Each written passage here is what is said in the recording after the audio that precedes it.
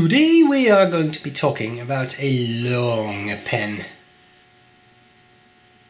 In it. Anyway, this pen was kindly sent to me by Kevin from Fountain Pen Revolution. I was quite excited to try this out because this is the type of model you don't see every day. So I enjoyed that. So thanks for sending that. I'm going to talk a little bit about the pen. In this case, there's no box. This came just as is in a bubble wrap envelope. Then I'm going to talk a little bit about the parts of the pen. I will do a writing sample, and I'll tell you what I like about it, what I don't like about it. Okay, let's start. So, no box, simple pen. What can I tell you about the pen? Well, actually there's a couple of things. It's made by Guider, one of the Indian brands, one of the old Indian brands, been around for quite a while, as I understand it.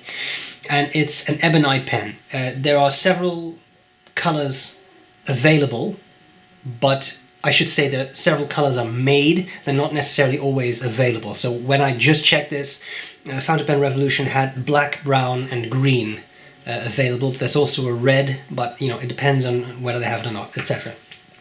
A large pen, and it has quite some nib options. I wrote them down just because it's quite a bit. So it comes with a standard fine nib, but you can upgrade that to a Fountain Pen Revolution extra fine or medium. That is $3 extra.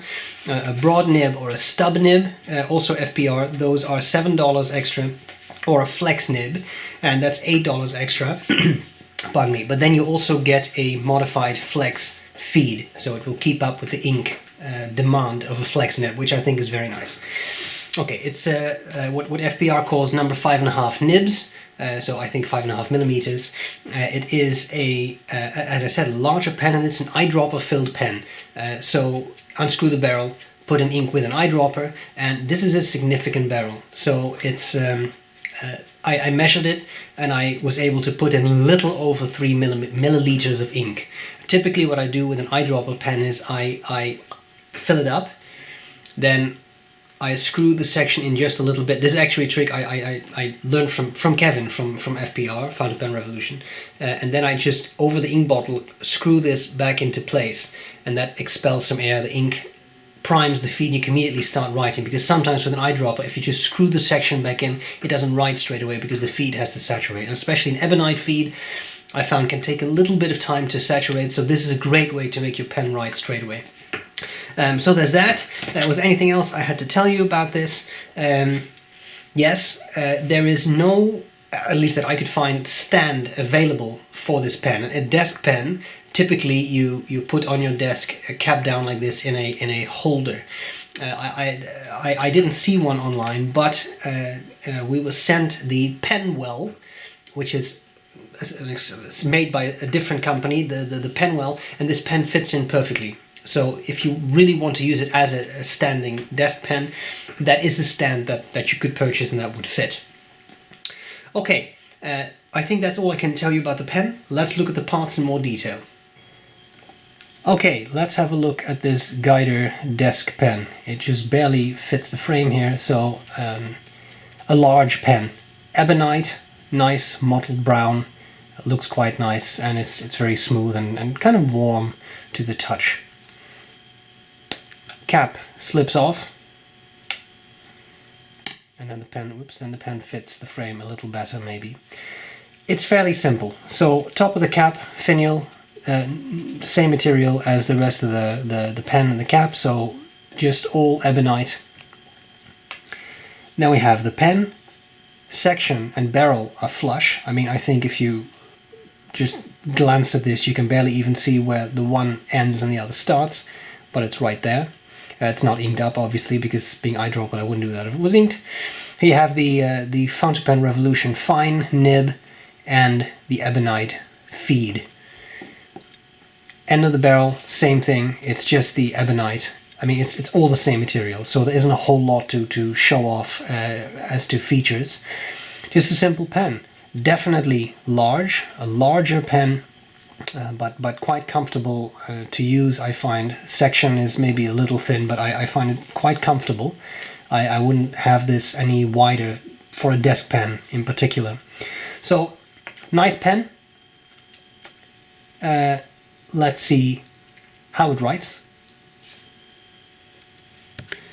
Okay, so here we go with the guider. Desk pen. The nib is an FPR fine, and the ink is Waterman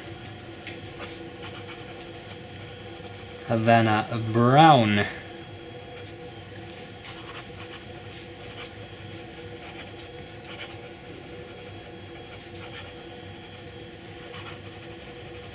Nice nib. I actually find it fairly smooth. This is very smooth paper, so that does help, but find it fairly smooth.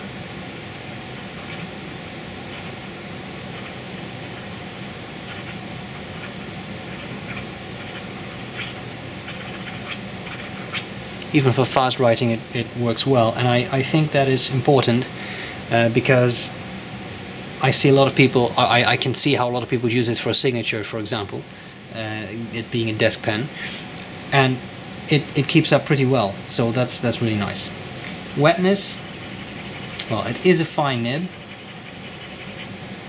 but it's pretty well tuned. It's also a fairly stiff nib, so be very careful. As you can see, there's a little bit of variation you can get out of it, just be very careful. Reverse writing is scratchier, but takes you from a fine to an extra fine for at least 1 or 2 words, but I think then it's going to be too dry. And there you have it. So, Kevin, thanks for sending me this pen. I appreciate it. I hope this was useful, and I'll gladly see you later. Bye bye. Okay, what do I like about the pen? What do I not like about the pen? Well, I think there's quite a lot to like. First of all, the pen costs $29, and yes, that can be a little bit more if you upgrade the nib. So if you want it with a flex nib, that's plus $8, so you're looking at $37. But I still think that's not that horrible a price if you look at something like say, a Noodler's Nippon set, which has granted a 3-tine music nib. That's a $75 pen. So I don't think it's terribly priced. It's also an interesting pen because it's a desk pen, and desk pens are special. This is not necessarily something you carry in a pen pouch because it's too big for that, but it is a nice accessory on a desk. So I like this very, very classic pen type, and as I said, I think the price is right. On this one I had a Fountain Pen Revolution fine nib, not their flex nib, and it wrote very nicely. Smooth ebonite feed, keeps up very well with the ink demand, so it writes pleasantly, comfortably, and I enjoyed it. It's a thinner pen, but that's what a typical desk pen looks like. It's comfortable to hold though. The barrel and section are flush, so there is no ridge, and it's comfortable for longer writing sessions. Being ebonite, it's not very heavy, so it is really nice for longer writing, I think. The large ink capacity is nice, right? Standard converter, 0.7 maybe to 0.9 milliliters of ink. 3 milliliters is a lot. Yes, there are pens with a bigger capacity, but 3 is really quite high, I think. So it's a nice capacity of ink, which makes it very suitable for longer writing sessions.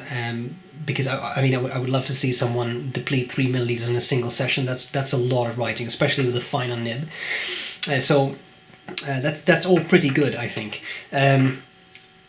I like the material. Ebonite, classic pen material, nicely made, nicely turned, no real sharp corners. Maybe this is a little bit sharp at the section, but it's really not bad. You don't really feel that anyway, because then you would hold the pen too low, I think. It's smooth, it's well polished, it's nice. It is ebonite, which means that if you clean it, be a little careful with water, because water can discolor the ebonite. You have to be a bit careful, but beyond that, I don't. If you just take good care, dry your pen well, it shouldn't really be a problem. So I like all of these things. The one thing I can say that I didn't like, one thing I wanted to point out, it's a simple slip cap, which is actually kind of nice. If you put this in a pen stand, you can just pull out the pen and the cap stays in the stand, provided of course that the connection between the cap and the stand is good enough. If you have something that unscrews, you need to unscrew it from the stand, and that's not as attractive, so that's quite nice. Things I don't like about it. There was one thing, and that is that at some point we had this pen in that penwell stand, and at least some of the ink drained into the cap. And I have not really been able to figure out why that was. The connection of the nib and feed into the section seems quite tight. There's no obvious gap. I don't think that was the issue. I wonder if it had something to do with the fact that the pen was getting a little empty. And at that point it was in a pretty cold basement. It was snowy and it was cold. I don't know if the temperature fluctuation has something to do with it, with holding it and then putting it in a cold room overnight. But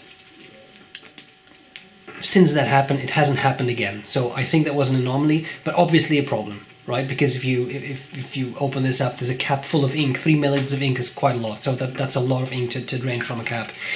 You don't want that to happen. So one thing I probably would recommend if you want to have it and you want to put it in a stand is make sure it's full. Keep it as full as you can, because maybe it needs that to not drain. I'm sort of theorizing here because I simply don't know what exactly happened, as I couldn't reproduce it. Okay, having said all of that, I think it's a neat pen. It's a reasonable price. I think it's pretty affordable. It writes nicely. It has a big capacity. I don't really think there's a lot to dislike about the pen. So definitely an interesting option if you're in the market for a desk pen. And with the Ebonite, it's a classic looking pen as well, which is great. Okay, measurements of the pen, as well as high resolution pictures of the pen, will be on the website. It's a big pen. sbrebrown.com. I hope this was useful. Kevin, thanks again for sending me the pen. I really appreciate it. And I'll gladly see you later. Bye-bye. Bye.